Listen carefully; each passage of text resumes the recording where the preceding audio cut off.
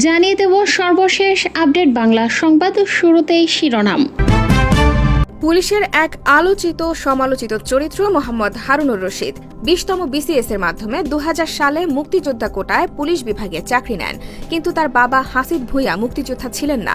1996 সালের 12ই জুনের নির্বাচনের মাধ্যমে আওয়ামী লীগ ক্ষমতায় আসার পর মুক্তিযোদ্ধা হিসাবে তার নাম অন্তর্ভুক্ত করা হয়। জাতীয় সংসদের তৎকালীন ডেপুটি স্পিকার এবং সাবেক রাষ্ট্রপতি আব্দুল হামিদের প্রভাবে মুক্তিযোদ্ধা তালিকায় জায়গা পান তিনি।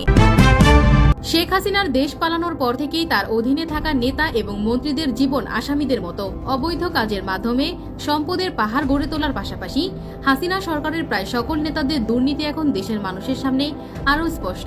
এরই মাঝে প্রাণনাশ মামলায় 10 দিনের রিমান্ডে রয়েছেন সাবেক আইনমন্ত্রী আনিসুল হক ও শেখ হাসিনা সরকারের উপদেষ্টা সালমান এফ রহমান। ডিবি হেফাজতে তাদের ব্যাপক জিজ্ঞাসাবাদ করা হচ্ছে, আর সেই জিজ্ঞাসাবাদে বেশ কিছু চাঞ্চল্যকর তথ্য দিয়েছেন আনিসুল হক। জানিয়েছেন তাদের বেশিরভাগ অপরাধের পেছনেই রয়েছে সাবেক স্বরাষ্ট্রমন্ত্রী আসাদুজ্জামান খান কামাল এবং সাবেক সেতুমন্ত্রী ওবায়দুল কাদেরের হাত।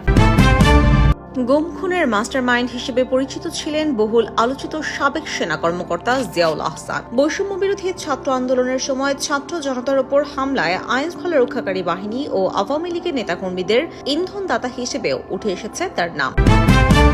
এতক্ষণ শুনছিলেন সংবাদ শিরোনাম, এখন থাকছে বিস্তারিত। পুলিশের এক আলোচিত সমালোচিত চরিত্র মোহাম্মদ হারুনুর রশিদ 20তম BCS এর মাধ্যমে 2000 সালে মুক্তিযোদ্ধা কোটায় পুলিশ বিভাগে চাকরি নেন, কিন্তু তার বাবা হাসিব ভুঁইয়া মুক্তিযোদ্ধা ছিলেন না। 1996 সালের 12ই জুনের নির্বাচনের মাধ্যমে আওয়ামী লীগ ক্ষমতায় আসার পর মুক্তিযোদ্ধা হিসাবে তার নাম অন্তর্ভুক্ত করা হয়। জাতীয় সংসদের তৎকালীন ডেপুটি স্পিকার এবং সাবেক রাষ্ট্রপতি আব্দুল হামিদের প্রভাবে মুক্তিযোদ্ধা তালিকায় জায়গা পান তিনি। ডিএমপির সাবেক ডিবি প্রধান হারুন তার গ্রামের বাড়িতে শত কোটি টাকা ব্যয়ে গড়ে তুলেছেন প্রেসিডেন্ট রিসোর্ট নামে অত্যাধুনিক ও বিলাসবহুল একটি প্রমোদাগার। মিঠাইমন উপজেলার ঘাগড়া ইউনিয়নের হোসেনপুর গ্রামে 40 একরেরও বেশি জায়গা নিয়ে রিসোর্টটি তৈরি করা হয়েছে। রিসোর্টটির প্রিমিয়াম সুইটের প্রতিদিনের ভাড়া 20,000 টাকা, সর্বনিম্ন ডিলাক্স রুমের ভাড়া প্রতিদিন 10,000 টাকা, এছাড়া সুপার ডিলাক্স রুমের ভাড়া 12,000 টাকা। 2021 সালে রিসোর্টটি আনুষ্ঠানিকভাবে উদ্বোধন করা হয়। রিসোর্টের ভিত্তিপ্রস্তর স্থাপন এবং রিসোর্ট উদ্বোধন উভয় অনুষ্ঠানে প্রধান অতিথি ছিলেন তৎকালীন প্রেসিডেন্ট আব্দুল হামিদের ছেলে কিশোরগঞ্জ 4 আসনের তৎকালীন সংসদ সদস্য রেজওয়ান আহমদ তৌফিক। প্রেসিডেন্ট রিসোর্টের এমডি হিসেবে দায়িত্ব পালন করছেন তার ছোট ভাই ডাক্তার শাহরিয়ার। রিসোর্টটিতে হারুনের পরিবারের 5 থেকে 7 একর জায়গা রয়েছে, বাকি অন্তত 35 একর জায়গা ছিল অন্যদের। এসব জায়গার মালিকদের দাম দেওয়ার কথা বলে হারুন রিসোর্টের জন্য জায়গা দখল নেন। জায়গার মালিকদের মধ্যে হিন্দু মুসলমান উভয় সম্প্রদায়ের মানুষজন রয়েছেন। এসব জায়গার জন্য কেউই পুরো দাম পাননি। কেউ 10 লাখের মধ্যে 1 লাখ, কেউ 20 লাখের মধ্যে 2 লাখ এমন হারে টাকা পেয়েছেন। জায়গার দাম না পাওয়ায় এখনো অন্তত 10 থেকে 12 জন তাদের জমি রেজিস্ট্রি করে দেননি। তাদেরই একজন মিঠাইমন সদর ইউনিয়নের গিরিশপুর গ্রামের দিলীপ বণিক। তিনি জানান, হারুন রিসোর্ট করার কথা বলে তার 1 একর 10 শতাংশ জমি নিয়ে নিয়েছে। জমির কোনো দরদামও নির্ধারণ করা হয়নি, তাকে 50,000 টাকা দেওয়া হয়েছে, অথচ জমির দাম হবে অন্তত 20 লাখ টাকা। টাকা না পাওয়ায় জমি রেজিস্ট্রি করে দেননি জানিয়ে দিলীপ বণিক বলেন, তার মতো এমন অন্তত 12 জন রয়েছেন যাদের নামমাত্র টাকা দিয়ে জমি রিসোর্ট করার জন্য হারুন নিয়ে গেছে। এলাকাবাসী বলছেন, সাবেক ডিবি প্রধান হারুন সাবেক প্রেসিডেন্ট আব্দুল হামিদের আশীর্বাদ এবং সহযোগিতায় চাকরি পাওয়া থেকে শুরু করে পুলিশের বিভিন্ন উচ্চ পদে আসীন হতে পেরেছেন। আব্দুল হামিদ সে সময় প্রেসিডেন্ট হিসেবে দায়িত্ব পালন করায় তাকে খুশি করতে দাপুটে পুলিশ অফিসার হারুন তার রিসোর্টের নাম দিয়েছেন প্রেসিডেন্ট রিসোর্ট। ফলে নিজেদের তেমন উল্লেখযোগ্য পরিমাণ জায়গা না থাকলেও রিসোর্টের জন্য অন্য জায়গা নিতে বেগ পেতে হয়নি। আব্দুল হামিদ সহ আওয়ামী লীগ সরকারের বিভিন্ন পর্যায়ের মন্ত্রী, এমপি, পুলিশের ঊর্ধ্বতন কর্মকর্তা, বিচার বিভাগের কর্মকর্তা, চলচ্চিত্র জগতের তারকা এবং ভিআইপি ব্যক্তিরা বিলাসবহুল রিসোর্টটিতে সময় কাটিয়েছেন। খোঁজ নিয়ে জানা গেছে, গত 5ই আগস্ট ছাত্র জনতার অভ্যুত্থানের পর থেকে রিসোর্টটিতে দর্শনার্থীদের প্রবেশ বন্ধ রাখা হয়েছে, তবে রিসোর্টে বুকিং চালু রয়েছে। এদিকে 2011 সালের 6 জুলাই সংসদ ভবনের সামনে তৎকালীন বিরোধী দলীয় চিফ হুইপ জয়নুল আবেদিন ফারুককে পিটিয়ে দেশ জুড়ে আলোচিত হন তৎকালীন ডিএমপির তেজগাঁও জোনের ডিসি হারুনুর রশিদ। এই ঘটনার পর প্রধানমন্ত্রী শেখ হাসিনার আস্থা কুরান আলোচিত এই পুলিশ কর্মকর্তা। 2014 সালের 24শে আগস্ট তিনি গাজীপুর জেলার পুলিশ সুপারের দায়িত্ব পান।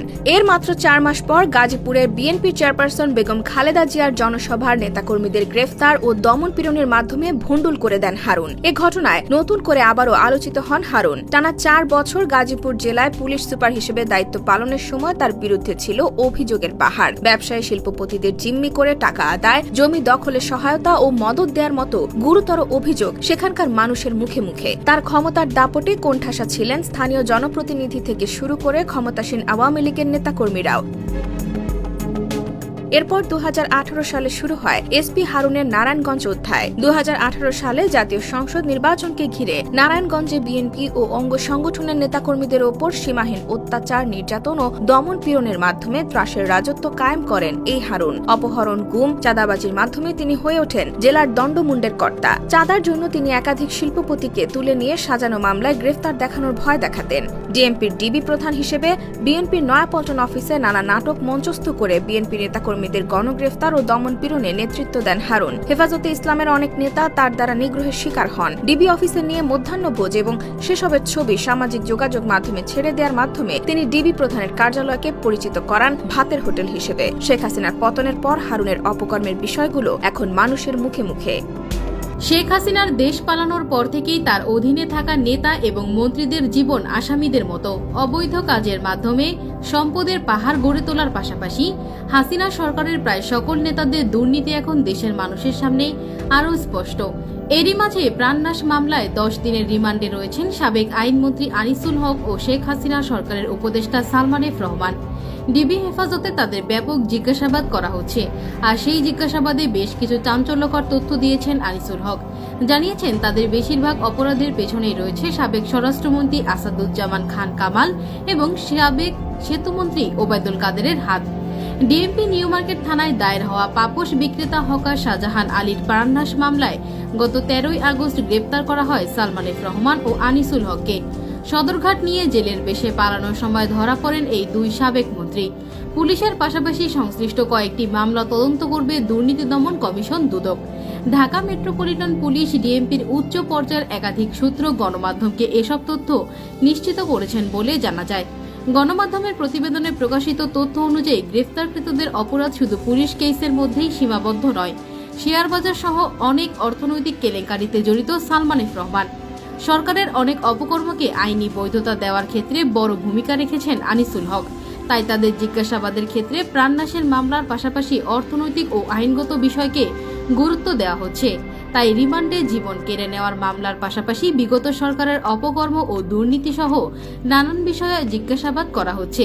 তারা দিচ্ছেন অনেক অজানা চাঞ্চল্যকর তথ্য। 14 আগস্ট বুধবার তাদের আদালতে হাজির করে 10 দিনের রিমান্ডে নেয় পুলিশ। এখন তারা ডিবি হেফাজতে আছেন।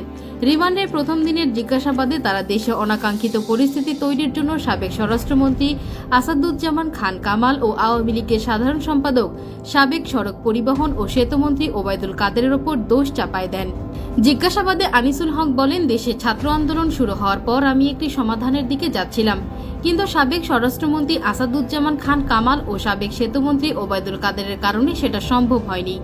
আন্দোলন দমনে তারা খুবই অ্যাগ্রেসিভ ছিলেন। এছাড়া তৎকালীন প্রধানমন্ত্রী শেখ হাসিনাকে বাস্তবতা বোঝানো যাচ্ছিল না।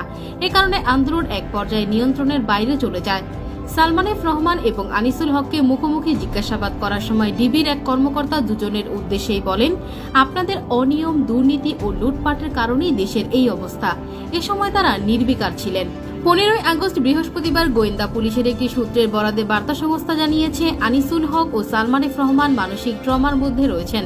তারা বিশ্বাসই করতে চাচ্ছেন না যে এত তাড়াতাড়ি আওয়ামী লীগ সরকারের পতন হবে। এদিকে যে মামলায় সালমান, আনিসুল হককে গ্রেপ্তার দেখানো হয়েছে সেই মামলায় আসামি হিসেবে তাদের নাম নেই। যাদের অজ্ঞাত আসামি দেখানো হয়েছে এজাহারদের, তাদের বিএনপি ও জামায়াত শিবিরের লোক বলা হয়েছিল। তাহলে কি সালমান এফ রহমান ও আনিসুল হক বিএনপি জামায়াত শিবিরের সঙ্গে সংশ্লিষ্ট? এমন প্রশ্নের জবাবে ডিএমপি কমিশনার মাইনুল হাসান গণমাধ্যমকে বলেন, মামলা হলো ফার্স্ট ইনফরমেশন রিপোর্ট। তদন্তের পরই প্রকৃত সত্য উঠে আসবে। যিনি এফআইআর করেন তিনি তার মতো করে ঘটনা বর্ণনা করেন। উনি যা জানেন তাই প্রাথমিকভাবে উল্লেখ করেন। এজন্য সেটির নাম প্রাথমিক তথ্য বিবরণী। তদন্ত করলেই প্রকৃত ঘটনা উঠে আসে। সাম্প্রতিক সময়ে যেসব ঘটনা ঘটেছে সেগুলো এমনিতেই হয়নি। কী কারণে ঘটেছে, কেন ঘটেছে সবই তদন্তে উঠে আসবে।